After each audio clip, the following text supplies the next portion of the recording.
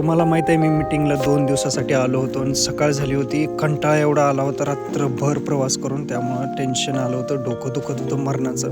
तरी पण फ्रेश व्हायचं होतं. पटदिशी सगळेजण आम्ही फ्रेश झालो.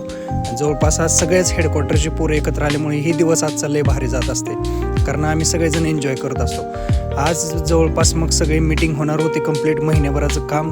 आम्ही कंपनीमध्ये गेलो, कंपनीमध्ये सगळेजण समोर बसले आणि साहेबांची मीटिंग चालू झाली. दुपारपर्यंत मीटिंग चालली. दुपारी भूक लागली सगळ्यांना, जेवणाची वेळ झाली आणि सगळेजण पोरं एकत्र आल्यामुळे आम्ही एन्जॉय करत करत दुपारच्या जेवणाचा आस्वाद घ्यायचा चालू झाला. दुपारी जेवण एकदम चांगलं असल्यामुळं सगळेजणांनी फुल जेवण केलं, कारण नंतर मीटिंग अजून थोडा वेळ चालली आणि नंतर आपल्याला जायची वेळ झाली आपल्या गावाकडं.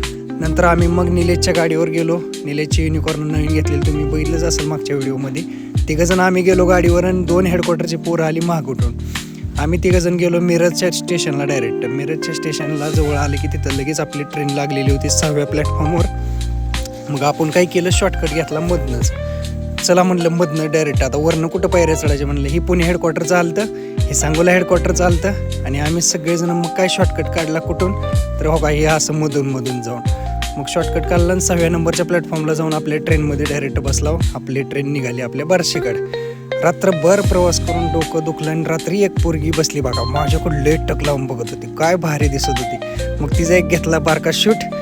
टेन्शन आल्याकडे बघून झालं की फायनली आपलं 1:30 वाजता बार्शीच्या रेल्वे स्टेशनवर रात्री उतरलो. आकाशला सांगितलं होतं आधीच न्यायला ये म्हणून. मग ती न्यायला आल्यामुळं ती आलता गाडीवर थंडीचं.